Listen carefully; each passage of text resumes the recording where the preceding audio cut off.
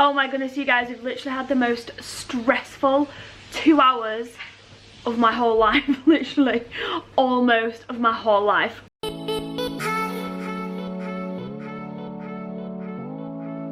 we just got to the White Rose shopping centre. I don't know how much I'm going to be able to film on here today because Chris forgot to put my camera on charge last night.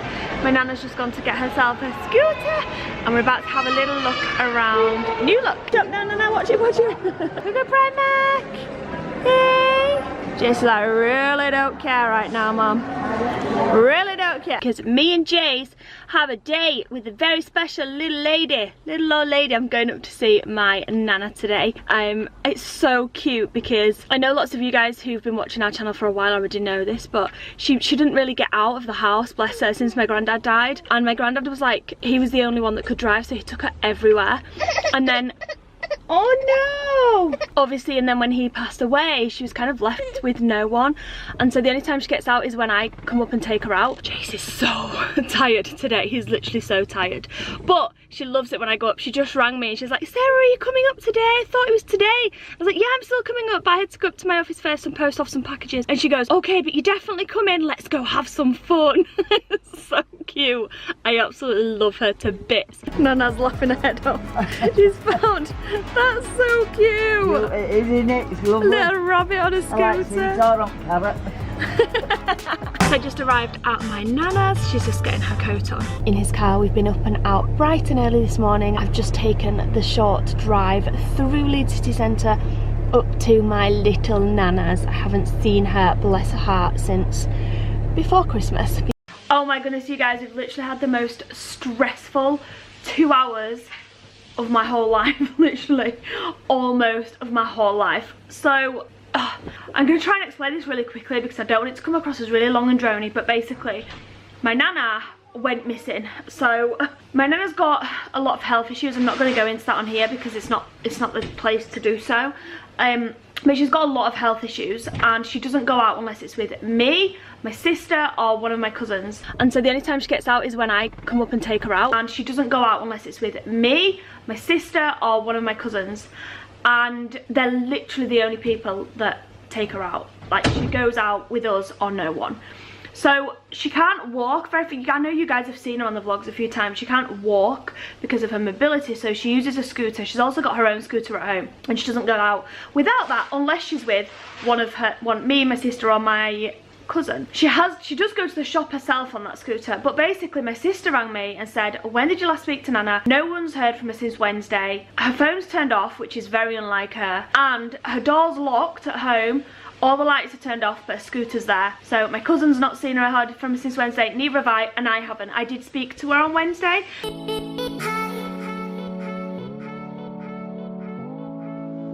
So my cousin's not seen her or heard from her since Wednesday, neither have I, and I haven't. I did speak. I gave her a call just to see how she was and had quite a long chat with her actually. Probably almost 45 minutes to an hour chat. So I said, definitely no one speak to her. No one's seen her, neighbours have not seen her.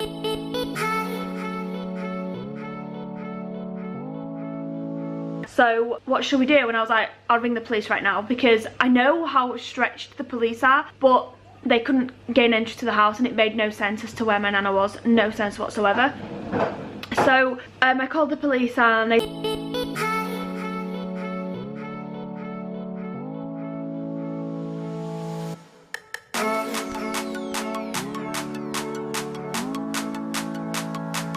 said that they'd get the fire department to come out and knock her door down.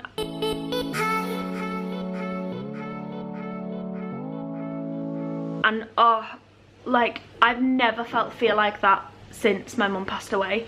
No joke. I'm so close to my Nana.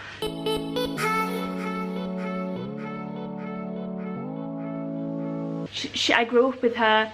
I actually went and lived with her when I was like 15, 16, 17, 18. I lived with her for a few years and we're really, really, really close.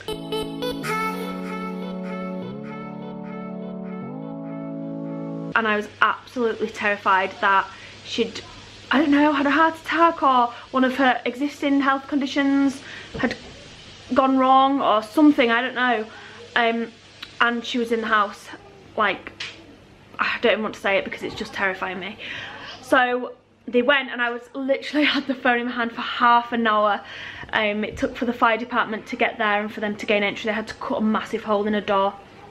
My sister and my cousins were all at the house waiting, and I obviously am too far away, and we're on lockdown, so I didn't want to leave the house unnecessarily. And and before anyone says you travelled a week and a half ago, you shouldn't be going out, get someone else to do it. Number one, we don't have anyone that's going to risk going out and exposing themselves and their family to the virus to get us some shopping, so we are going to have to do it. I'm too far away, and we're on lockdown, so I didn't want to leave the house unnecessarily, and I'm at least a half an hour drive away.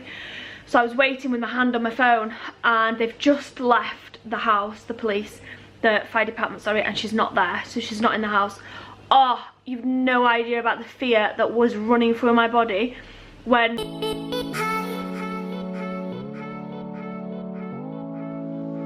I was on the phone to Katrina. She's going, okay, they're cutting the door now. Okay, he's climbing through the gap in the door. And then it was just silent. She was like, I can't hear nothing. And then she goes, did they just say she's here? And I was like, did they just say she's there? And she's like, oh no, sorry, no, they didn't. Oh, anyway, she's not at the house. She's not in the house. But now there's a bit of a confusion as to where she could have gone. I know she did tell me on Wednesday that she was going to a funeral on the Thursday of her husband, my granddad's sister, and there was only 11 people allowed to go.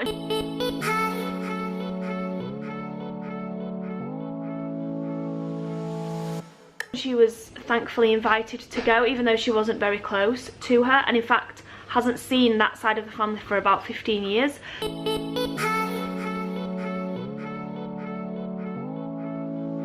So even though she went, and I knew that, I don't see how that would affect why she's not at home right now. No one on our side of the family actually know that side of the family. If that makes sense, my granddad's side of the family, we don't know them. We've got no contacts for them. We've not seen them at all in our at least adulthood. I don't know about when we were children, but we don't have any contact details from them or anything. We know one person's name, first name, we don't even know second names. And I'm just literally hoping that some reason she's said, can I come and stay with you? But I just can't work out why she'd do that, because she's not seen them for like 20 years or something. But my nana does have a lot of health problems, and I'm hoping that that's the only thing I can think of. And I'm praying that's the only, the best outcome was that she wasn't in her home, because oh my goodness, her mobility scooter's there, her bag's gone, and so is her phone and purse. So that makes me think she's gone to the funeral and then gone to her relatives.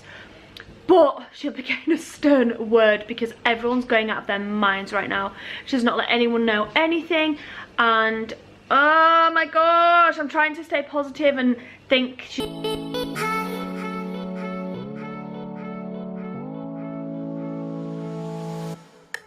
just gone to a family, and that's probably what's happened, because there's literally no other explanation.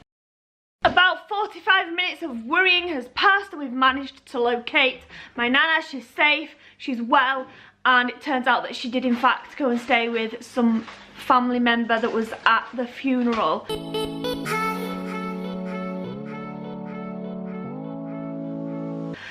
I'm honestly right now just so relieved that she's okay and that she's safe, but at the same time I'm not massively happy, because she should be at home isolating, because she's old, and she shouldn't be at other people's house. I know this is other house, they've got children and things.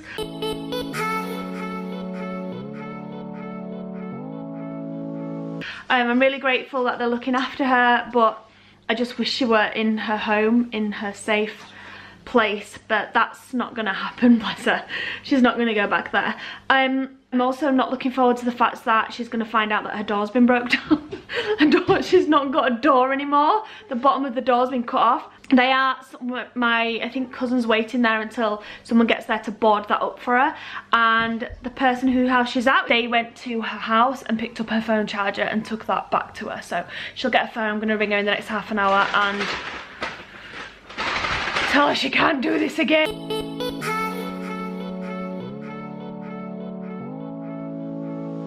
My wings are like a shield of steel.